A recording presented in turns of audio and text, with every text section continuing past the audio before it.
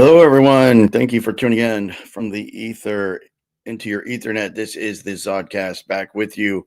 I know it's been quite some time, so I'll be a little rusty, and I think this program is a little rusty.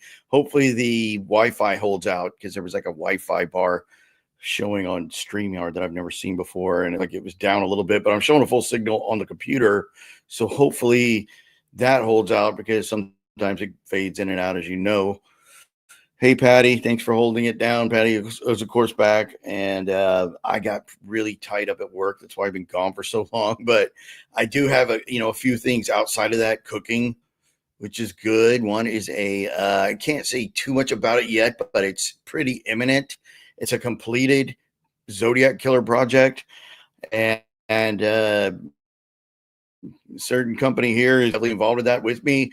And let's just say the smartest guys in the room picked the theory they liked, and let me clue you in on what theory that is. It's the Don Cheney Arkley Allen theory, and it's a publication by some highly intelligent people. And this article is going to be pretty definitive and well vetted, and it's coming out in a publication pretty soon. And that was a work and a long time in the making to do something like this. It was a really ton of work that fortunately someone else helped carry it with me, the co-author on this various project. And I'm also working on a new Zodiac project, which does not have really anything. It's not suspect driven at all. It's not a Cheney Allen deal. It's not an Allen deal, not a Cheney deal, not another suspect, not ruling out suspects. It's going to be very, very interesting, and it's kind of in its infancy, but it's super cool. I think everybody, no matter, even if you just like the case in general, not even a suspect driven person, you just like the mystique or where it takes you, which is cool too.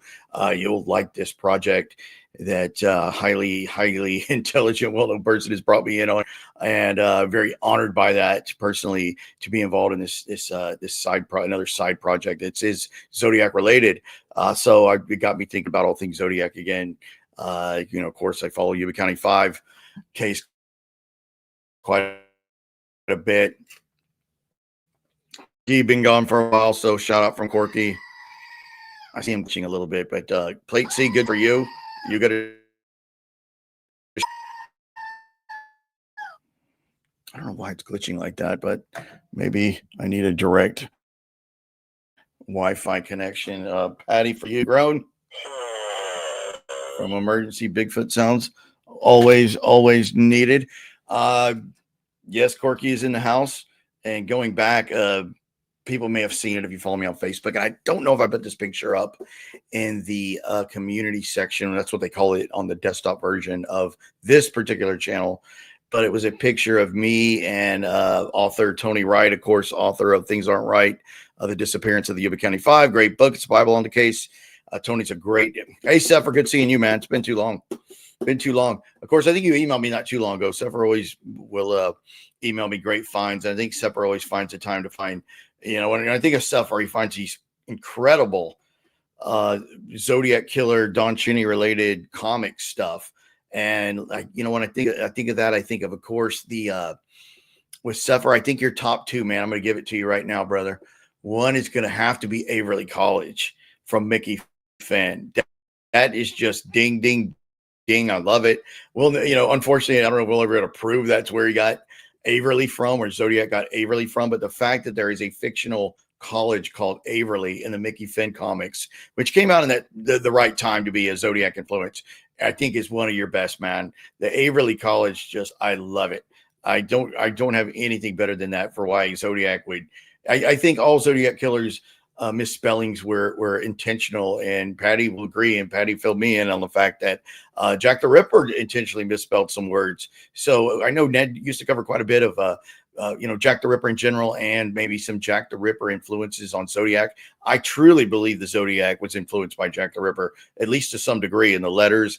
But Patty, you would know at least two of the three words in one of the more well-known Jack the Ripper letters were misspelled, and looks like intentionally, because I'm not a big Ripper guy, but I know a little bit about it. I've never done a deep dive into Ripper, but I think it had to be an influence on Zodiac. especially with him liking things like Gilbert Sullivan, Mikado, being English, and what we're going to talk about tonight a little bit, the ABC Murders, of course, by Agatha Christie, English author, uh, wrote a lot of mystery books, novels in the 1930s and 40s. I don't know if she published anything in the late 20s. I don't know. I think a lot of her stuff came out in the mid 30s to the mid 40s, if I'm not mistaken. But she wrote a lot of books, very prolific writer, great, talented writer, Agatha Christie. It was amazing. I know some of y'all remember that show I did with Noreen and the psychic lady, and she was just throwing out stuff on Cheney or whatever. And she said to Agatha, and I swear I never ever planted any of that with her. Of course, she could have been looking at my old videos where I talked about ABC Murders and just pulled Agatha out of thin air. But let's say she did. Let's say she's phony and just pulled Agatha out of thin air. She would deserve credit for that, to come up with Agatha, because you could come up with so many other things on Zodiac or even Cheney. But to pull Agatha out of thin air was really impressive. And she did another one.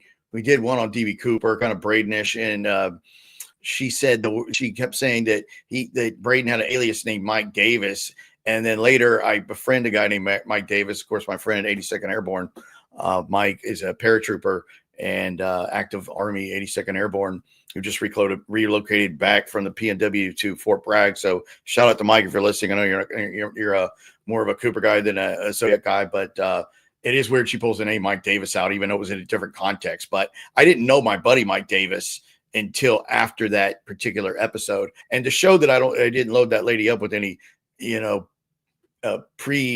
pre-show notions. She did a Yuba County 5 episode because Noreen, my friend Noreen, that has Paranormal Zone TV on YouTube, did a Yuba County 5 psychic show, and she was part of.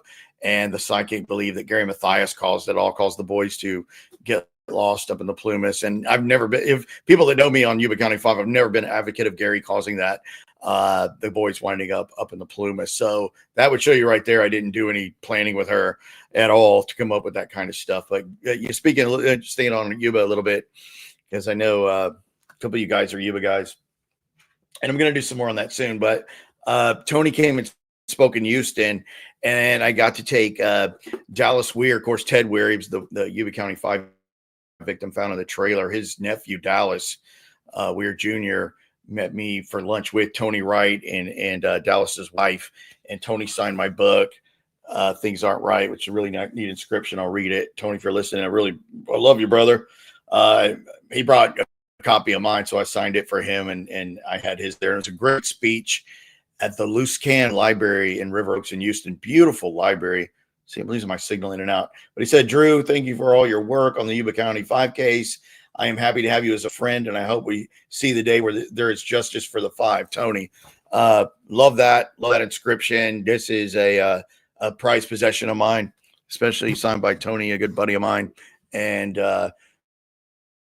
we took a really deep dive into that case at lunch with Dallas. It was kind of surreal being there with a blood relative of one of the victims in a case, with Dallas being there, the nephew of Ted Weir. And he's such a good guy. His wife is super, super nice. They actually met each other at Bible college, Dallas and his wife. So that was really cool. And one thing that Dallas cleared up, and I know there's a lot of hardcore Yuba County 5 people, was there's a story about Dallas's uncle, and where he bought like $100 for the pencils one time. That story is actually not true. It was something that Ted's mother had thrown out there. It's something that went up. I don't know why I'm jumping in and out. Let me try to change my Wi-Fi. I don't know why it's doing that. Maybe too many people are on the internet.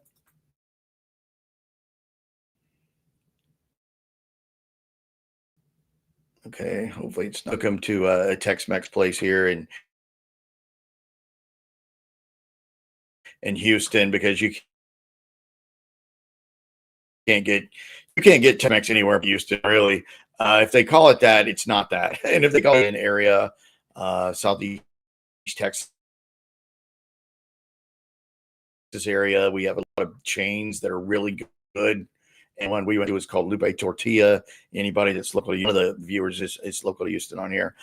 You probably know that chain's really good. Of course, God, there's so much. You got the original Ninfas on Navigation, and then you got El Tiempo that spun out of Ninfas. Of course, it's her same family, the Lorenzo family. I know one of the Lorenzos pretty well, Dante, and that's their chain of Tex-Mex restaurants. I'd say probably among the best, if not the best. Love El Tiempo, but Lupe's really good too. So it was a really, really cool getting to sit there with a relative, a victim in one of the cases I follow so closely. It's hard to add another one in. I'd love to. If I did add an extra case, it'd probably be the Missy Beavers case. Some people know that pretty well. I think Ned follows that one pretty closely, and Mike do. I'd love to do a show with Ned on just Missy Beavers.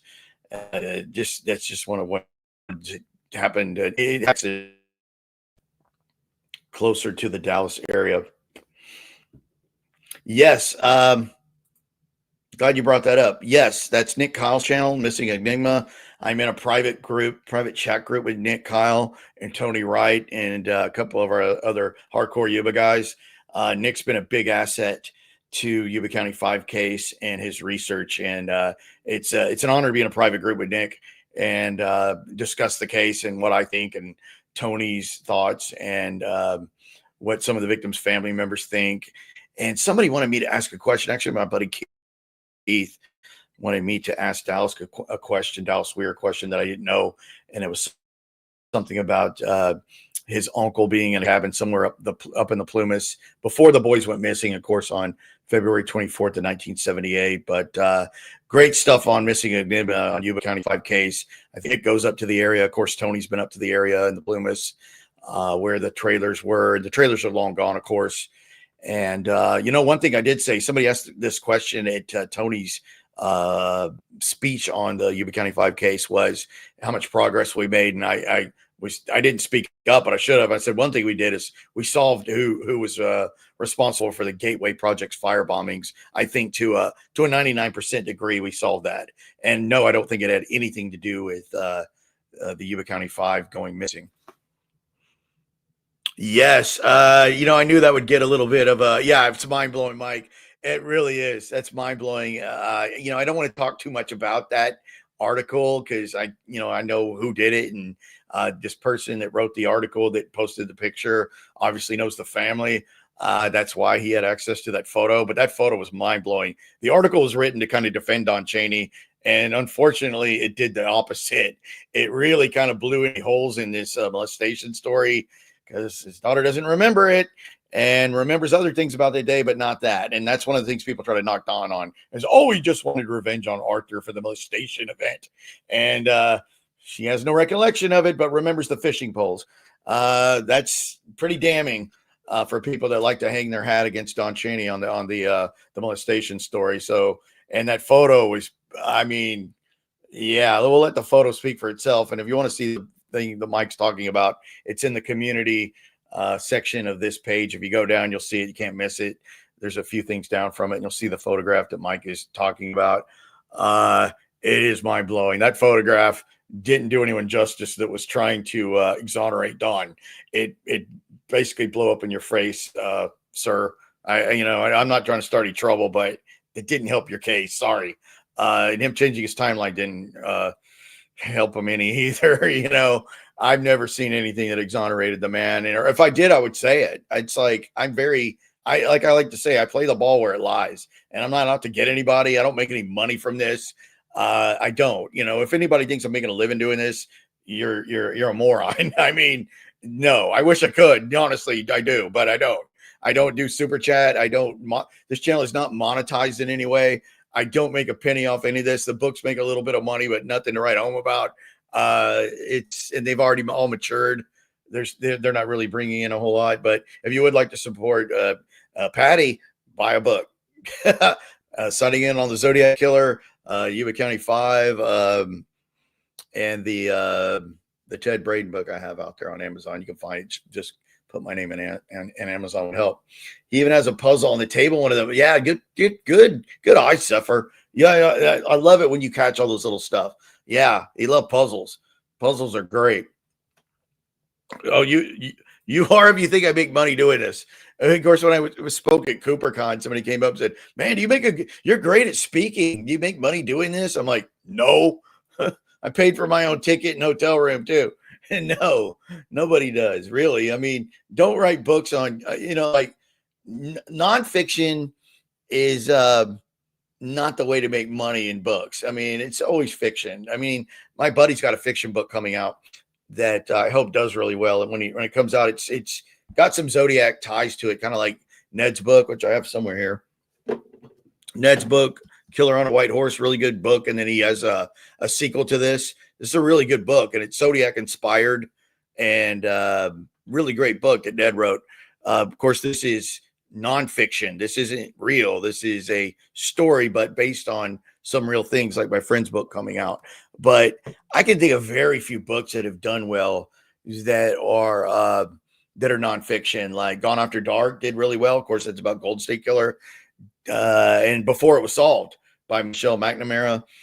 And another one is what is it? Dead Mountain, the one about the Outlaw Pass that came out. Of course, when the hikers went missing in the Ural Mountains in 1959. And there's all kinds of theory on that. But that book just came out at the right time, at the right place. Maybe there was a TV show back then that came out and pushed it. But that book did really well. It really did. Dead Mountain and Gone After Dark are two crime books I can think of that did really well. But I can't think of many. It's only two I could come up with on the fly, Even is Falk still alive? I don't think he is. I think Falk is long deceased. I really do. Yeah, I wish I could, but I think he's long deceased. What I'd like to do now that you mentioned that is get my friend who's like an audio file guy. He's really into audio and audio quality, and he bought some new equipment, and we'll be doing a new podcast together soon. It's a DB Cooper stuff, but he's a real audio guy. Is have him take those bits that were played in the documentary. This is the Zodiac Speaking #2. I still can't believe they got away with using that title when the premiere documentary on the case is called that. I still don't know how he got away with that, but I'm talking about the second one that was on Netflix where you hear Cheney speaking. I'd love to have him clean that up and send it to Benjamin Hartnell to try to get to his father. And I did, Grace Smith's book did really well. But remember, Grace Smith's book came out 84-ish, 3-ish. And then Zodiac Unmasked maybe a few years after. So remember, when Grace Smith's book came out, it was a long, long time ago in a galaxy far, far away. And nobody had ever written anything about Zodiac in a book form. So it was really primed to do well. And unfortunately, there's a lot of fiction in that book.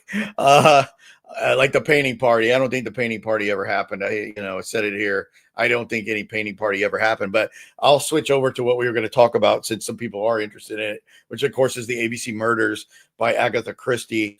And of course, John Cheney blurts that book title out during his name was Arthur Lee Allen video. And it's interesting because he always does all this under the guise that Arthur did it. Arthur told me, but he does stick to the notion that Arthur Lee Allen never told Don Cheney that he read the ABC Murders by Agatha Christie.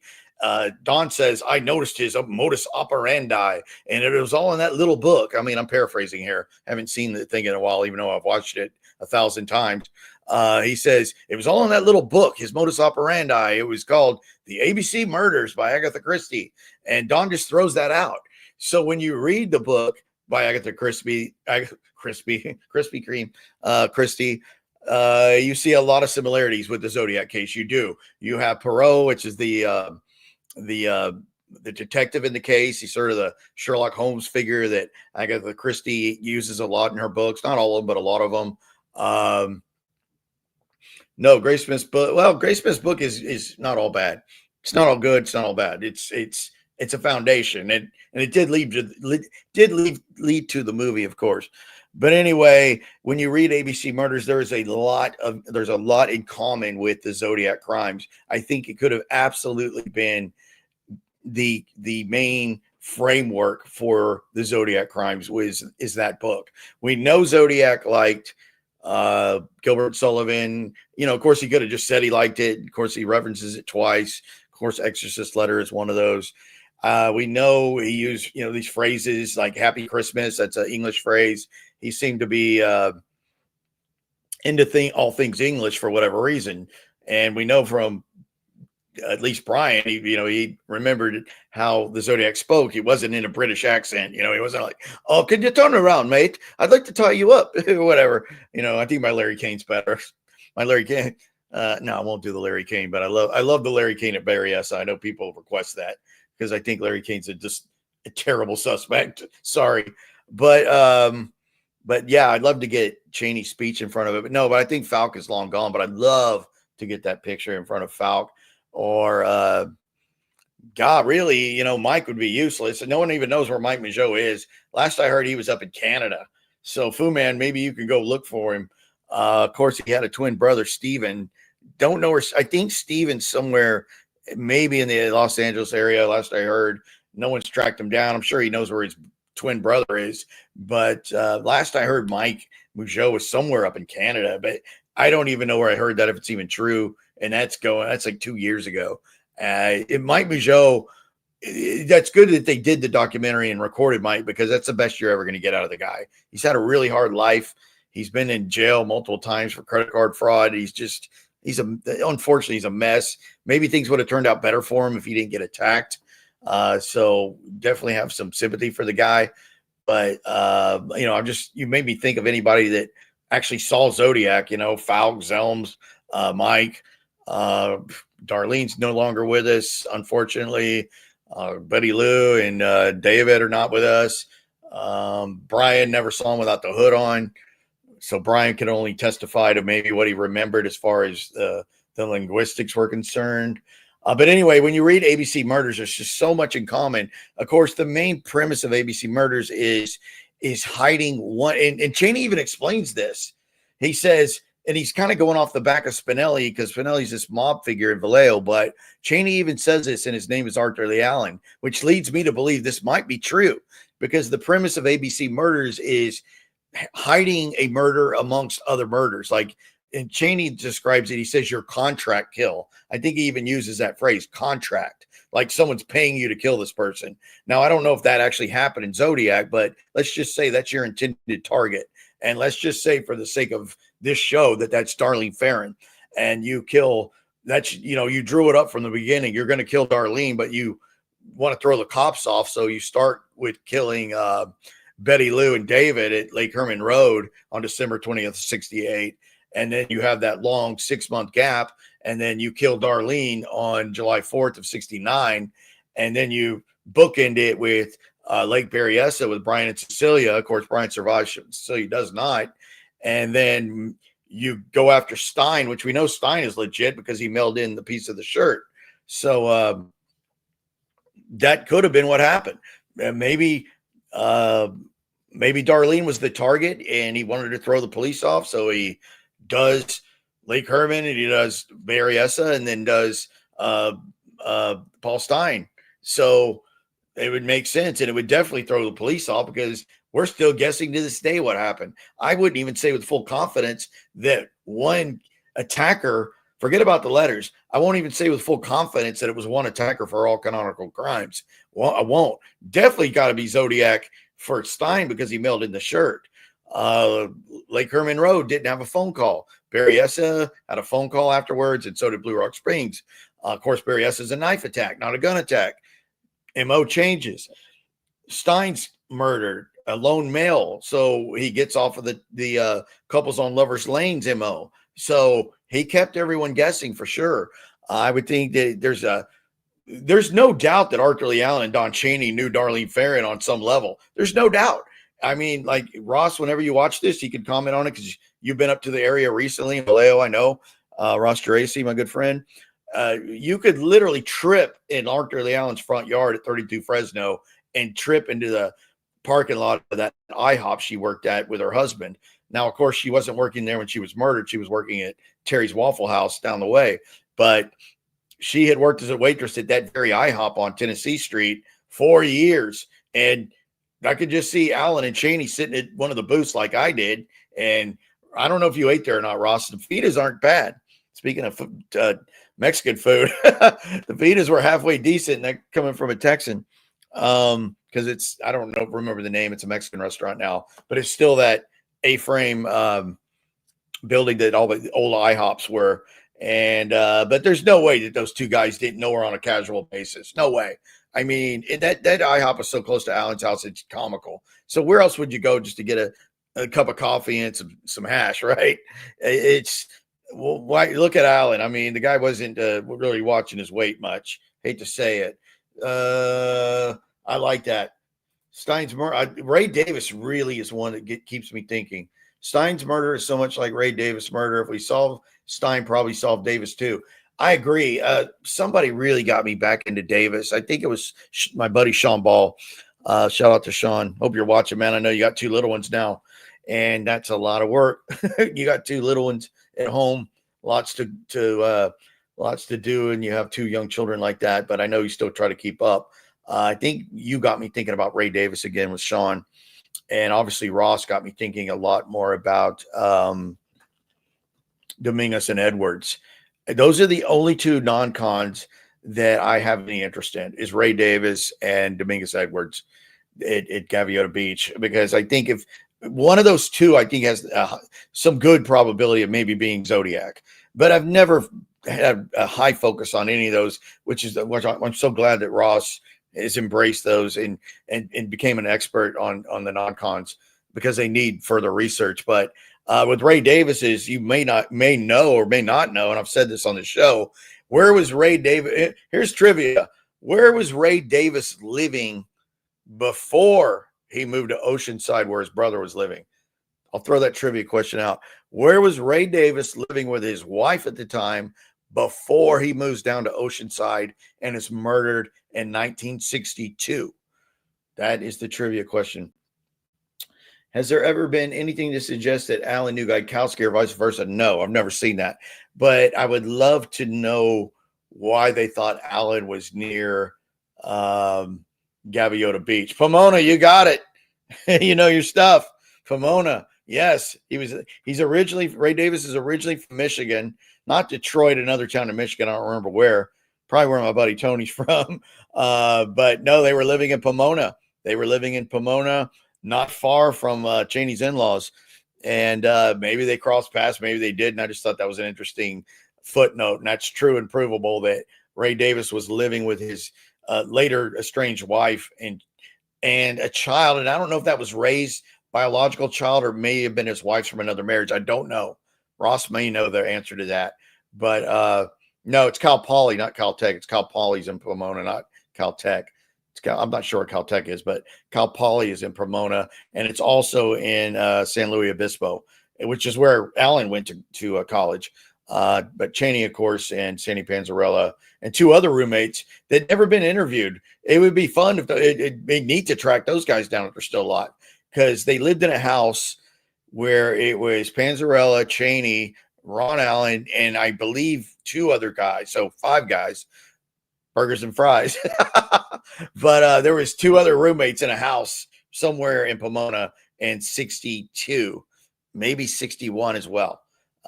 Cheney's married by late 62 and moved out. And then he's living on Park Avenue in Pomona. So not the Park Avenue that you think of, but or maybe it could have been Park Street, but actually it was Park Avenue in Pomona is where they went. Yeah, Alan went to Cal Poly, San Luis Obispo, but he did visit a lot at Cal Poly Pomona. But anyway, ABC Murders is just such a great framework. And why would Cheney just throw that out there? Alan has never uttered the word ABC Murders, and then Cheney just throws it out there. And why? Why would he do that?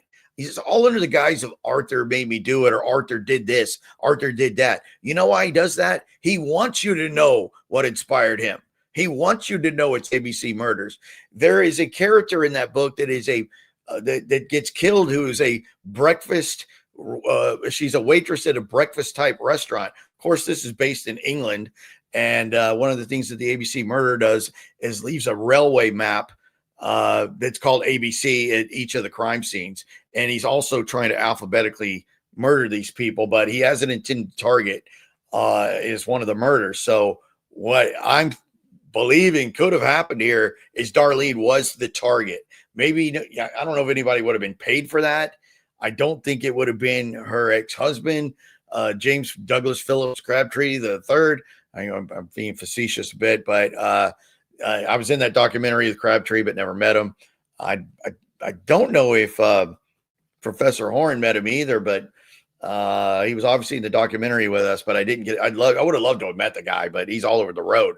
But I remember Horn saying that they weren't even legally married, that Darlene wasn't even legally married to Crabtree. I don't know if that's, I'm almost sure he told me that. I thought that was a little interesting. Maybe they were common law. Obviously she was legally married to Dean Farron.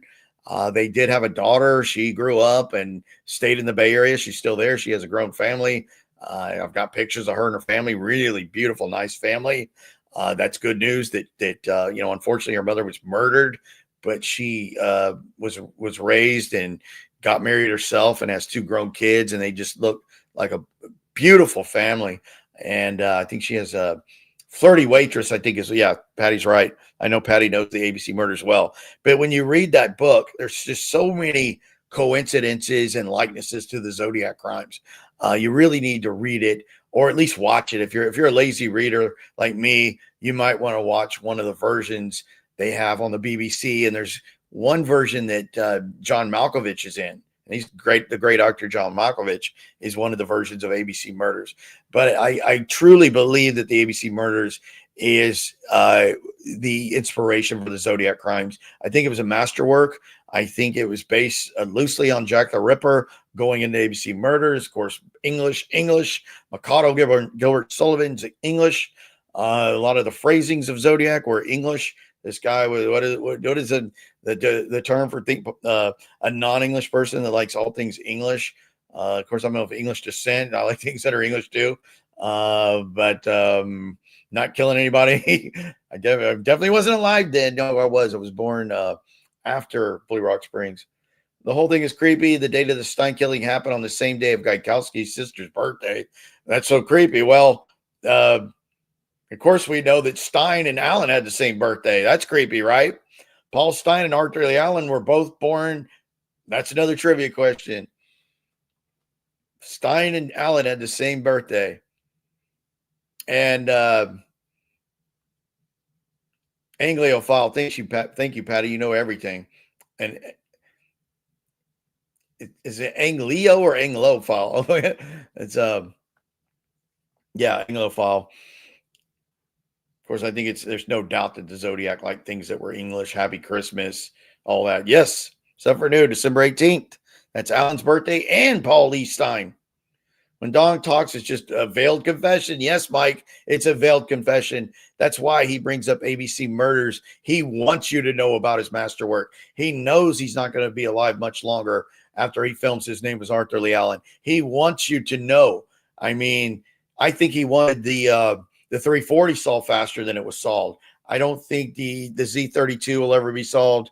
I agree with Dave Aranchak on that. Of course, he's the cipher expert with his team. You'd have to be an idiot to go against this guy. I saw a lady the other day that had a solve for the My Name is cipher, and it was Betty June Harden. I don't know how she fit it in there. And I guarantee, every time somebody does that, they like them as a suspect. Hey, Darnell, great seeing you. I'm glad you made it, man. I also want to see Cat Daddy Steve. I'm glad Darnell made it. So now I feel complete because it's been so long. No, I'm doing good, Darnell. Hope you're doing well, my friend. But Cat Daddy, if you come in later, I want to see it. Good seeing Captain J for sure. And Mike and everybody else that's on. But I'm missing Cat Daddy. It's only just missing Cat Daddy. Everybody else is here. Fu Man, of course. Love seeing you. Of course, Suffer, everybody. But Cat Daddy, I don't see you, bro. I hope you're doing okay. I think you're in Arizona.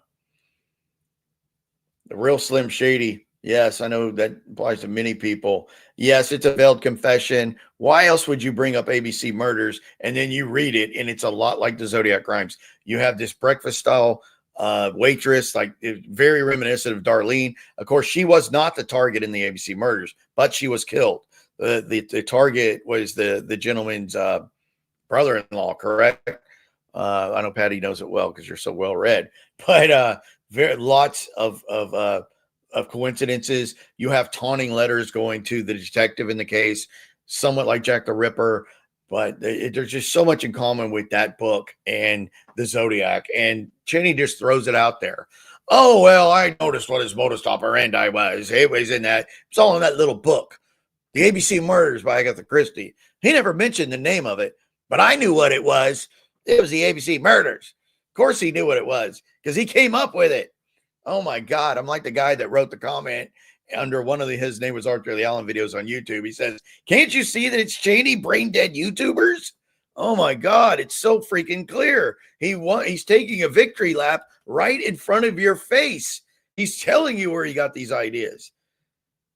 Yes, the brother-in-law was the intended target in the ABC Murders, but there's so much in that book that you could pattern this after. So maybe Darlene was the target. Maybe it was Cecilia. Who knows? But I don't think that he pre-selected the targets like the ABC Murders did.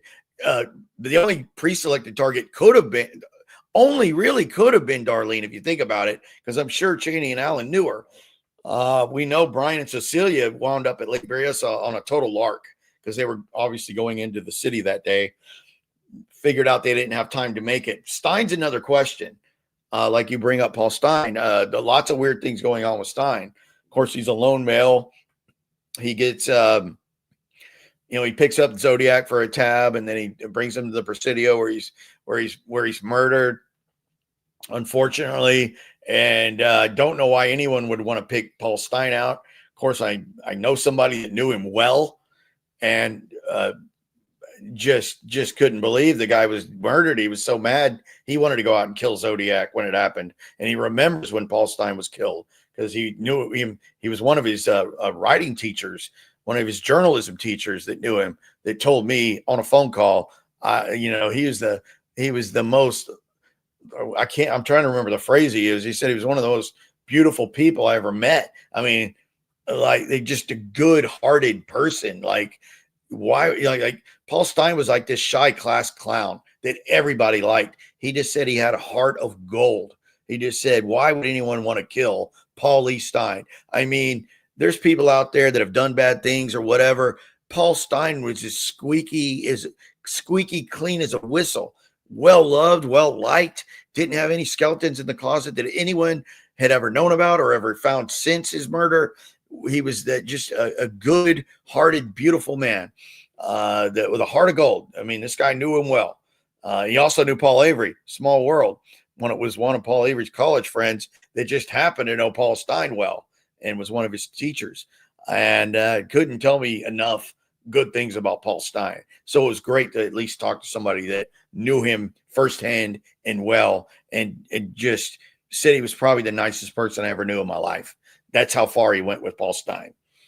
Wonder if Stine's killing was actually for another cab driver. Good point. I don't know, because like I said, I don't know why anyone would go after Paul Stine. Just a good man. I wonder if the SFPD looked into the whole who drove cab 912 on a regular basis, given Stine was a fill-in driver. I never got extremely deep into every detail of his route.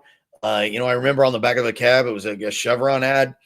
Of course, you hear that bogus story about Lindsey Robbins moving his body. That was never vetted out. Wonder who started that rumor. Of course, I personally messaged one of Lindsey Robbins' sons and asked if that were true, and he didn't answer me. Here's another trivia, a little bit harder. What historical person was Lindsey Robbins? Of course, one of the witnesses to the Zodiac. Of course, he's deceased now. Died pretty young, actually. I think Lindsey Robbins died in his 50s. I never read if he had cancer or what happened, but he died pretty young. But another trivia question is, what historical figure was Lindsey Robbins borderline obsessed with? Had every book on this individual from history. I'll throw that out as another trivia question. I think they were all random killings, but I think there's a chance that Darlene was not.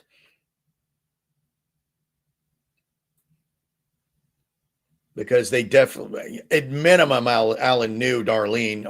Even Cheney claims he did. Not that you can believe a lot of his stuff, but said he liked a particular waitress. Well, how do we know he's not talking about himself? How do we know Don didn't like Darlene? How do we know? We don't. We probably never will, but it's possible. if he's patterning this on ABC Murders, I'm just saying there's a good chance that Darlene was the target, because she would have been probably the only, because I don't think he knew Betty Lou or David Faraday, but you definitely know. Hey, Fire Pixie, good seeing you. If it was anybody, it was Darlene, because not just because she was well known, but she was a waitress at the IHOP that was literally, I don't know, 60 yards from Alan's front yard. Come on. They knew her. Any way you look at it, they knew her. That's before she went over to Terry's. They were around. I mean, Alan had been living at 32 Fresno his whole life. Shoot, he died at 32 Fresno. You know he knew Darlene Ferrin. There's no way he didn't. And you know Cheney was with him on a few of those trips. We should look into Don's friends and check if any of them lived near the park in Presidio Heights, because that's where Zodiac went straight after the shooting. I don't know about that, but I know where, of course, that fair was picked up at Mason and Geary in the other district, whatever. I don't remember what district that was. It wasn't the Haight district. It was another district in San Francisco. But I can tell you, Don Cheney's first cousin lived 2 blocks from Mason and Geary at the time of the Stine murder. His cousin lived 2 blocks from Mason and Geary at the time of the murders. His name was James Cheney. Lived 2 blocks from Mason and Geary.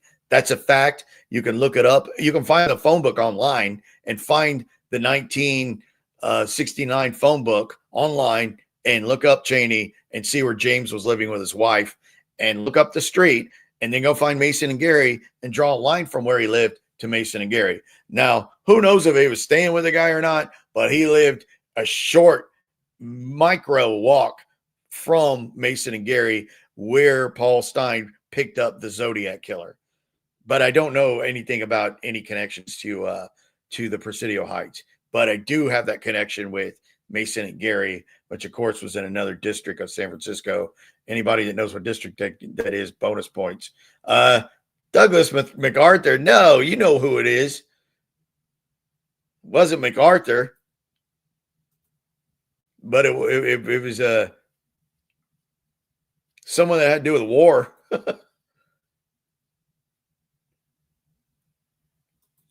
Green River. You're talking about oh shoot. No, that would have been way before Green River. When the Green River murders, what were the 80s? Is that Gary? That's Gary Ridgway, right? Not Ethan Allen. You ain't the furniture? No, of course that was Arthur Lee Allen's father. Gary Ridgway was a Green River killer, right?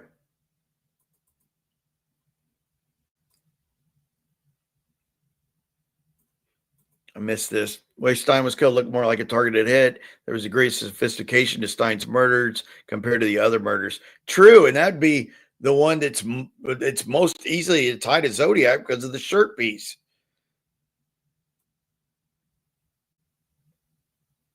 Mostly 80s. Okay. Naval commander.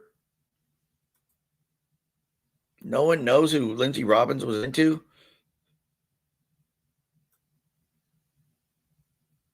There's a clue. He was half American that I know now. Half. Not all American. He was half American.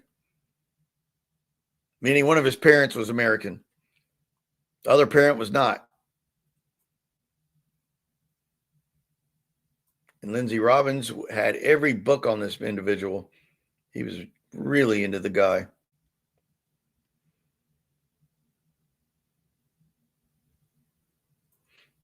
If there is, where are they? I would love to see that. If any of that thing ever turned up, I'd be first one to I'd jump right back on here. Obama. Custer, no. Was Custer not all American? The murderer gave himself the name ABC. Yes, thank you, Patty. He named himself. The ABC murderer did name himself. Very few killers do that. Going back to, you just mentioned Green River Killer. I don't think Gary Ridgway, who named himself that. I'm almost sure. The only other mass murderer I think that gave himself a nickname was BTK. Of course, Bind, Torture, Kill. Dennis Rader. named himself, but that's true. The ABC murderer named himself ABC, just like Zodiac named himself Zodiac. Cam J, what time frame did Don live in San Francisco? Definitely 65 to early 66 before he moves out to Concord, with Mount Diablo right out his window, by the way. But he was living there in early 65 to early 66, probably about 11 months. I'm not really sure on how long, but about 11 months. He was living on Day Street, D-A-Y. I don't remember the address. I have a picture of the house. He was working for YG Yamis or Yamis. I don't know how to pronounce that. It was an engineering firm that did a lot of heating and cooling for like schools. So I even considered the fact that maybe he was sent down to Riverside, because they were doing a lot of construction on Riverside College when Sherry Joe Bates was killed in 66. But I don't think they did. I actually got a hold. This is amazing. This is stuff I'm sure this guy's long dead, but I got a hold of the guy that owned the company where Cheney worked at YG Yamis in downtown San Francisco. He lived in downtown San Francisco in 65, living on Day Street. You'd have to look up Day Street to see what. I can't remember what district that is. I used to know the districts in San Francisco. Can't remember. I know Haight-Ashbury, which is just called the Haight District. And then there's I can't even remember. Presidio Heights neighborhood. And then the rest are districts, right? Can't even remember. The BLT killer. But yeah, 65. He was there for sure. Most of 65. He lived on Day Street. Then he moved over to Concord before Pomona. He was living in Concord, which is most of Concord you could see Mount Diablo from. Concord, California, which of course is in I don't know if that's still considered East Bay. Somebody help me out that's from there. I wish I had driven by the house. I know what street he lived on in Concord, of course. I can't remember it right now. It was damn. Yeah, I asked you a couple questions, Ross, but good seeing you. Because what was I going to ask you? Did they ever tie in? Was there ever any proof, Ross, if you could think of it real quick, that Alan was in Gaviota or anywhere near there during the beach murders of Bobby and Linda? Was there ever any? Where does that come from? Where does Alan? Is that just seawater crap, or is there anything tangible that puts Alan? We know he went to Cal Poly San Luis Obispo, not to be confused with Cal Poly Pomona, but we know Alan went to Cal Poly San Luis Obispo, which isn't very far, maybe an hour from the beach where Bobby and Linda were killed. What puts Alan in the area? Is it just word of mouth, or is there anything in a newspaper article is my question. Yeah, I think he did visit Lake Herman Road, because I think there's a picture of him there with one of your cohorts, Ross. I know you went to Vallejo, and you did go to Lake Herman Road. I know I saw you. Seawater crap. Oh, damn it. I'd love to put Alan there. Even if it is seawater. I mean, I'd love to definitively put Alan at Gaviota Beach, because maybe Cheney knows about it. But the biggest blow to Arthur Lee Allen as a singular Zodiac suspect is this. Why play all those games with encryption and ciphers to blab it all to Don Cheney? So if you like Arthur Lee Allen as a lone suspect, you're an idiot. Why would he play all those games? Do the ciphers, play a my name encryption, do the 340, do the 408, and just blab it all to a dude. Come on, people, wake up. That'd be the dumbest move ever. Hey, I'm just going to, don't tell anybody, but I'm going to kill some people over here, all right? Shh, don't tell anybody. I'm going to kill some people on Lake Herman Road, and then I'm going to kill some people at Blue Rock Springs. Come on, Don, don't tell anybody. I know you seem pretty nasty, so I guess you won't tell on me, right? Come on. Dumbest thing I've ever heard. The beach murder suggests that Zodiac was just starting out. Yeah, I agree. I mean, Ross is the one that really got me looking at the beach murders. And like I said, my buddy Sean Ball got me looking back at Ray Davis, which Ross knows extremely well, being in closer proximity to Oceanside. And of course, God, what was the other one? What was the one in San Diego? The couple. What was the couple in San Diego it's the non-con?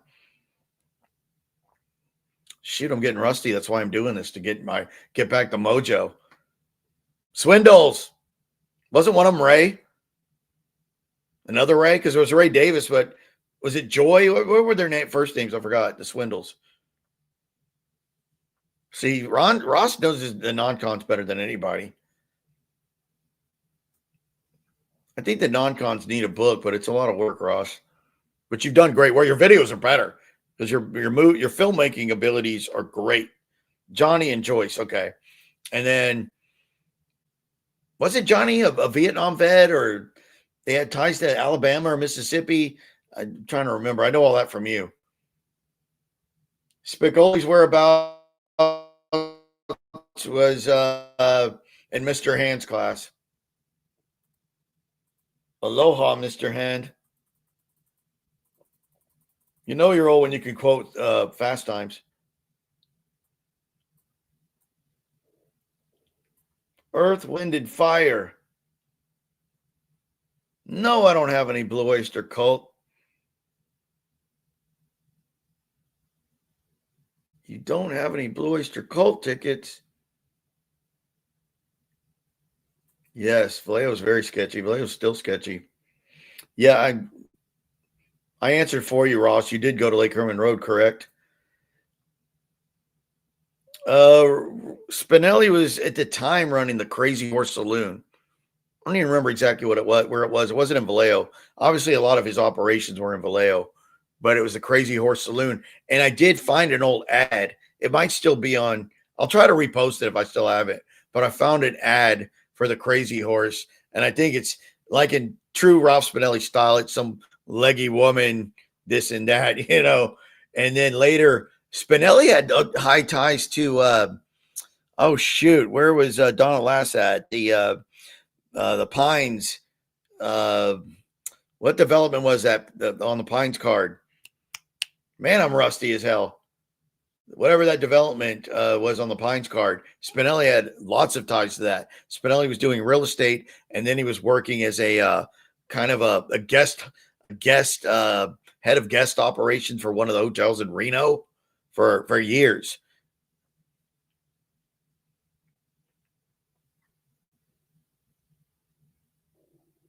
Spinelli is one of those non sequitur wild cards that leave you scratching your head. Actually, Cheney was in his engineering classes at Cal Poly Pomona. There was like a photo of 12 of them, like the class of mechanical engineers at Cal Poly Pomona. And one of them was a John Spinelli. And from what I could tell, he's from mostly LA. So probably not related to Ralph, but it was interesting that he was in a class with a Spinelli.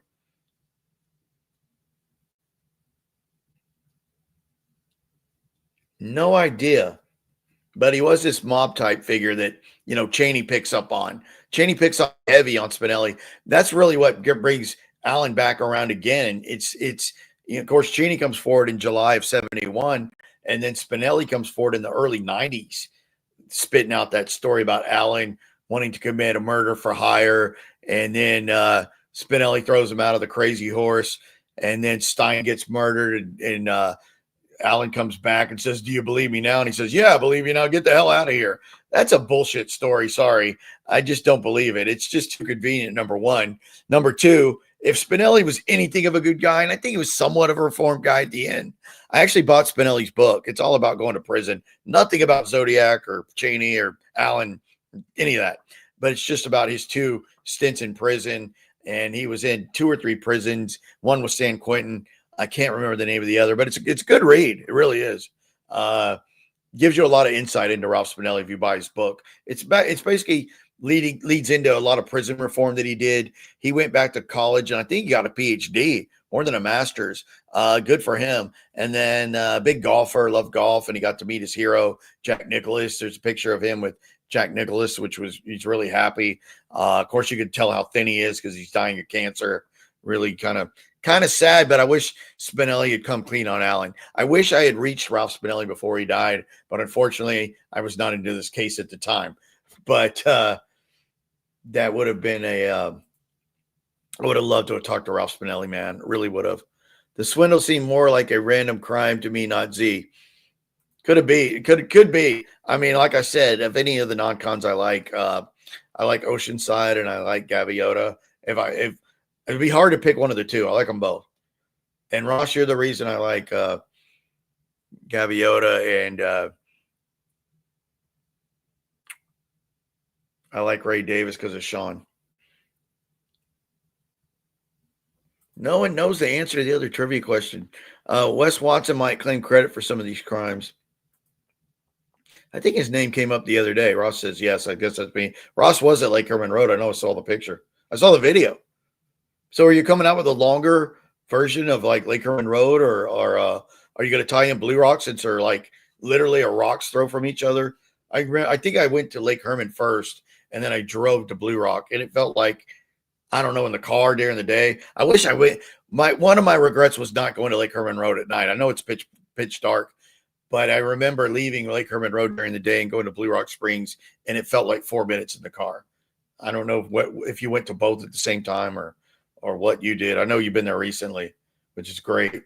And if you're making it, I'm sure you were shooting raw footage, and hopefully you got some drone footage, because I know your finished films are masterpieces, man. And I want them to see I'll do as well as your Bates video that racked up like what, 55K. Blue Rock to Fresno Street. I didn't make that route, but they're not too far. I don't know, 10 minutes would be my guess. Maybe Ross could correct me. I roughly 10. I don't really know which way you would go because I didn't go the direct route. I think when I went to Vallejo, I went to Alan's house first. It was this real creepy feeling. I even taped me driving up to it, but you can hear the radio playing in the rent car. And then I think I went to Lake Herman Road and then to Blue Rock. Didn't go out to Berryessa. I wish I did, but it's really hard to find that site. They may even have a marker that says Zodiac crime scene or something at Berryessa. If there is, I don't know if you went up to Berryessa, Ross, but if there's a sign indicating anywhere close to where they were. I know that area has been eroded a lot. It's called Double Oak Ridge, where that particular site at Berryessa where Brian and Cecilia were attacked. And when you see the original, I hate even saying that, this is the Zodiac speaking, Brian Hartnell is out there filming with the crew, and he's standing on where it looks all washed out, because I think was the area. But now I would think it's so eroded.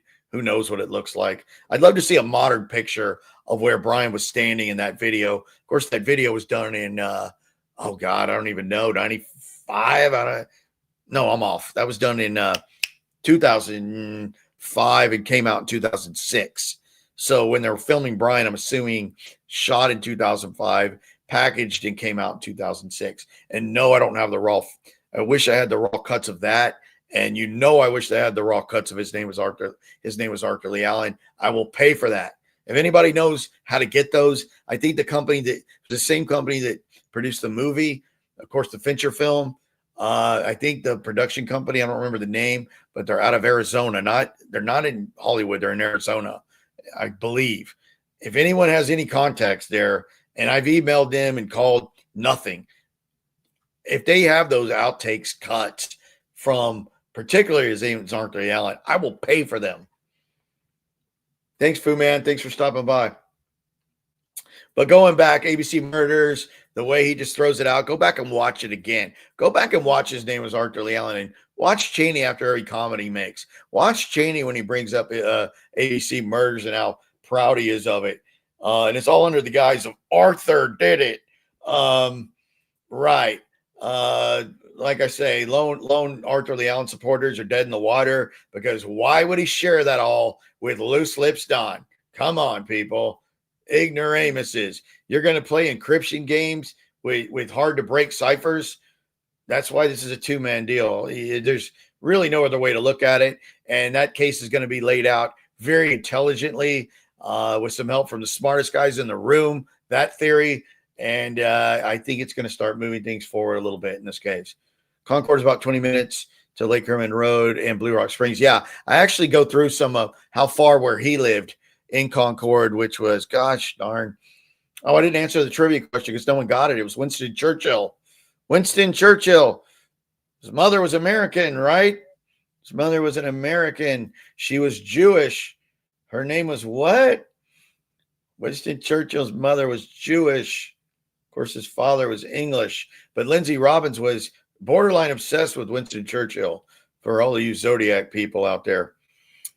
Just a little useless thing. But gosh dang it, something way. What was the name of that damn street? I have it. I'll send it to you when I remember it. But I actually bring that up. Jenny Jerome, the piano player, was Winston Churchill's mother. Of course, I guess she became Jenny Jerome Churchill, obviously. And she was good at the piano, and she was of a Jewish family, heiress, had a lot of money. Don't know what her father owned factories or something. I know they lived in New Jersey in an estate, but that was Churchill's mother. But yeah, he really did, and an interesting background. And I still don't know why I think Agatha Christie had something American in her background, but I might be totally wrong there. But yeah, Churchill was half American by blood. But Lindsay Robbins had every book at the time that he died, had every book written about Winston Churchill. Yes, very wealthy heiress. But yes, that was very... Robbins was really into it. I'm assuming he had cancer because he died really young. I think he was like 53. I think he was younger than me, It's kind of scary. But I never read where he had any particular kind of cancer. And of course, his mother was some form of, like, I say socialite, I don't know a better word for it. And she lived also in the Presidio Heights and had a lot of money. I don't know from what. Obviously, Lindsay came from some money. I don't know where, but obviously that's an expensive neighborhood in San Francisco. And his mother lived to be fairly old, I think into her 90s, if I'm not mistaken. But unfortunately, Lindsay died in his 50s, had 2 sons and a daughter. Can't remember the name of the son that I contacted. I want to say Marcus, but I could be wrong. Could be thinking about somebody else. The LA Fresno Street home was sold a few years ago. Wow. I didn't know that. And on the line real estate tour of the home gave me the creeps when I looked at it. Oh, did you get inside? Or was that online you did? You toured it? I know you're in Canada, right? Her father was a financier. Okay.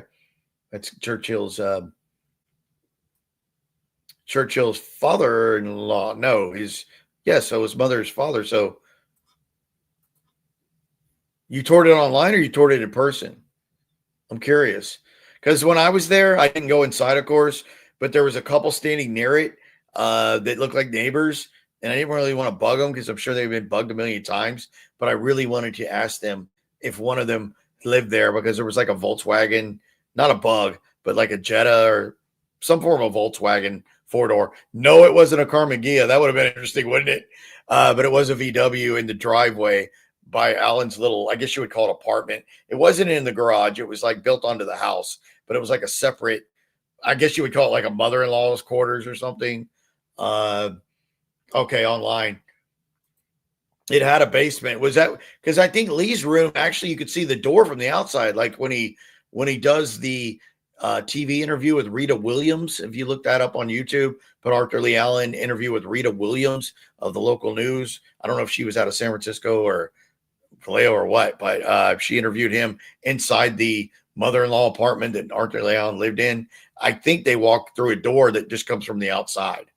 It did have a basement. Or I think they found the pipe bombs underneath the stairs to the basement, if I'm not wrong there. But Arthur Lee Allen's particular, we'll call it mother-in-law room, was at the ground level by the back driveway.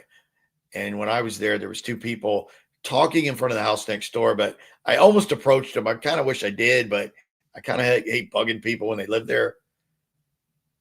But definitely looking forward to anything Ross is working on. Definitely want to read ABC Murders if you're interested in this case. Another thing I think is under researched here is the Zodiac's connection to the Apollo missions and the dates, because so many of the dates line up. But the only unfortunate thing about the Apollo stuff is there's so many important dates to the Apollo missions, because there was multiple Apollo missions. But I think one important date to the Apollo missions was September 27th, which of course was the Lake Berryessa date, 69, and some others, maybe even July 4th. But I remember there a lot of dates lined up with the Apollo missions for Zodiac. I think that needs more research. Only the hard part about it is there's so many dates to the Apollos, but that's the show for tonight. Glad everybody came back. Did pretty well for the layoff I've had. Probably take a while to build the audience back up, but got to see a lot of the familiar faces I wanted to see. And I really appreciate everybody tuning in. And have a good week. And we'll have one more word from Corky. Thanks, Patty, again for running the board. And you get another groan. But everybody have a good Monday. Thanks. Bye.